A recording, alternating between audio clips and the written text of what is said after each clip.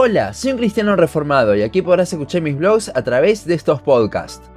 La iglesia moderna ha dejado de hablar mucho de obedecer a Dios. Ellos simplemente se conforman con el famoso Jesús está en tu corazón. Sin embargo, la obediencia es un tema muy importante para el cristiano, tema el cual se lo desvirtúa mucho igualmente. Por eso hoy quiero que hablemos en específico acerca de ello. El Antiguo Testamento está lleno de versículos con imperativos a obedecer la ley de Dios. Sin embargo, en Gálatas vemos que eso era simplemente para mostrarles su incapacidad y necesidad de Cristo. El Antiguo Testamento apunta directamente a Cristo, aún en estas cosas. El problema es que muchos se han apoyado en este famoso no estamos bajo la ley para vivir una vida de libertinaje, ignorando así versículos como 1 de Pedro 1:15, donde se nos llama a vivir en santidad. El Nuevo Testamento nos habla también de la obediencia, pero no para obtener la salvación, sino para crecer en santidad, para parecernos más a Cristo. Y esto hace que cambie totalmente el significado de la obediencia, por lo que para entender cómo obedecer a Dios debemos comenzar primero por encontrar qué es la obediencia.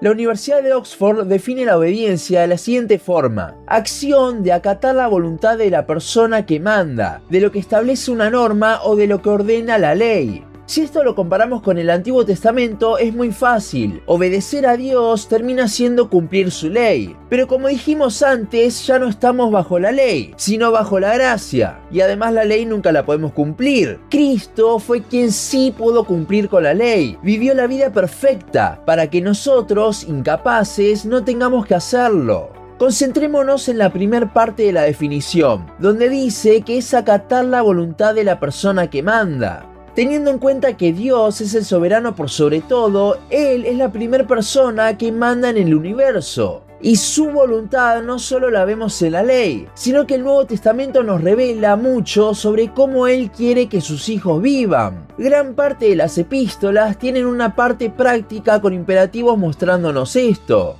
Ahora, a simple vista, pareciese como si cumpliendo esos imperativos estaríamos obedeciendo a Dios. Pero Dios no se queda solo con eso. Si simplemente decimos que cumplir con los imperativos del Nuevo Testamento es obedecer a Dios, estamos en un problema, porque un inconverso podría obedecer a Dios. Pongamos algunos ejemplos. Santiago en el capítulo 3 nos llama a refrenar nuestra lengua. ¿Puede un inconverso callar frente a una situación cuando en realidad quiere explotar? ¡Claro que sí! Obviamente para el cristiano es más fácil, pero un inconverso lo puede hacer. También la Biblia en múltiples ocasiones llama a los hijos a obedecer a sus padres. ¿Entonces todos los hijos inconversos son totalmente desobedientes a sus padres? No, evidentemente hay hijos inconversos que sí obedecen a sus padres en algunas cosas. Y podríamos dar muchos ejemplos, pero ¿quieren una justificación bíblica de esto? Recordemos la historia del joven rico en Mateo 19, 16 al 30. Si bien para el final de la historia Jesús le demuestra que en realidad no estaba cumpliendo con el total de los 10 mandamientos, ya que es imposible, no me cabe duda de que igualmente algunas cosas sí podía estar obedeciendo. Y no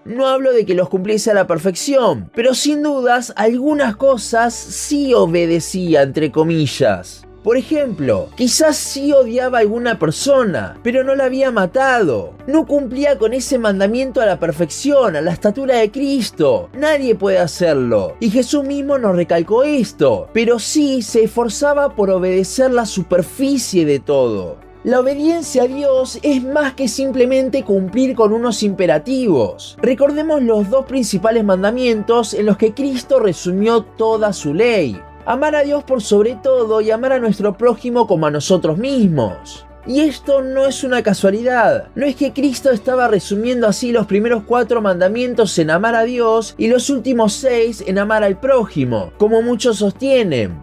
No, la ley no era solo los 10 mandamientos. Además, Jesús dice que no solo se resumen estos 2 mandamientos la ley, sino también los profetas, lo cual termina siendo prácticamente todo el canon de la Biblia que tenían hasta ese momento.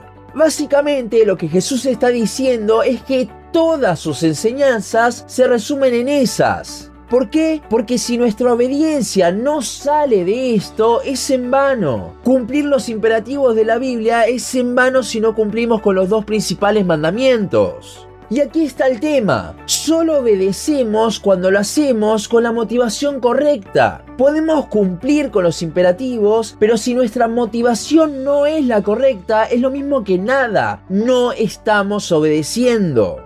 Pongamos un ejemplo. En 1 Tesalonicenses 5:17 encontramos un imperativo que nos habla de orar sin cesar. No vamos a entrar en el detalle de qué significa el sin cesar ni nada de eso. En lo que quiero que nos enfoquemos es en la motivación. Si oramos porque la Biblia nos manda a hacerlo, porque tengo que, ¿es eso lo mismo que orar porque amo a Dios y quiero hablar con Él? No, cuando mi motivación es el tengo que hacerlo, entonces mi motivación deja de ser Cristo y ya no estoy obedeciendo, porque no le estoy amando por sobre todo, sino que simplemente lo hago por razones egoístas, porque tengo que hacerlo. Un adolescente cristiano que no va a una discoteca porque le enseñaron en la iglesia que no es bueno, ¿está obedeciendo a Dios? No necesariamente. Su motivación es eso que está en su cabeza que le dice que no es bueno y no está bien, cuando en realidad su principal motivación debería ser que ama más a Cristo que el ir a un lugar donde probablemente termine pecando de alguna forma.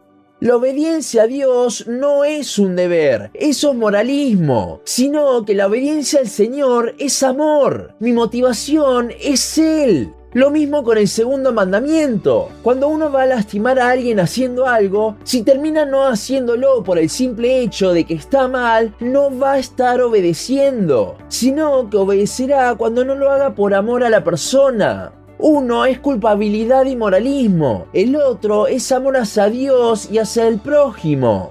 Si nuestro afán por obedecer está en hacernos más santos, entonces no estaremos obedeciendo de verdad, porque hemos desplazado a Cristo de la ecuación. Cuando intentamos cumplir con los imperativos simplemente porque debo hacerlo, Él ya no es quien nos hace crecer, no es el objetivo de nuestra obediencia, ni siquiera el motor de la misma. Recordemos el versículo de 1 Pedro 1:15. Sino, como aquel que os llamó es santo, sed también vosotros santos en toda vuestra manera de vivir. ¿Cuál es la motivación aquí para obedecer? ¿Que la Biblia lo dice? No, nos la está dando el mismo pasaje. La motivación es Dios mismo. Como Él es santo y yo le amo tanto, entonces quiero ser igual a Él porque lo amo.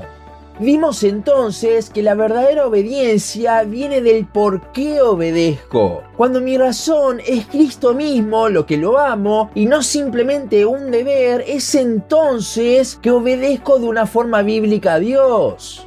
Ahora, ¿cuál es la respuesta a nuestra pregunta de hoy? ¿Cómo obedezco a Dios? Si tu respuesta es haciendo esto y aquello, déjame decirte que estás totalmente equivocado y debes volver a escuchar este podcast desde el principio. La obediencia no es simplemente una obra externa, lo cual es un deber, sino que la obediencia surge de nuestro interior. Yo puedo ponerme un montón de restricciones para no hacer un montón de cosas, o un montón de ayudas para hacer ciertas otras, pero igualmente no voy a estar obedeciendo, porque en mi interior voy a estar en otro lado. Si quieres realmente obedecer a Dios, entonces te debes concentrar en Él, conocerle más mediante su palabra. Mientras más le conozco, más me enamoraré de Él. Y mientras más le amo, menos amaré las otras cosas que no debo hacer. Y más amaré las cosas que sí debo hacer. Y entiéndase muy bien ese debo hacer entre comillas, porque en ningún lado la Biblia nos pone eso como motivación. La Biblia no nos llama al moralismo. Hay una diferencia abismal entre el moralismo y la obediencia bíblica por amor.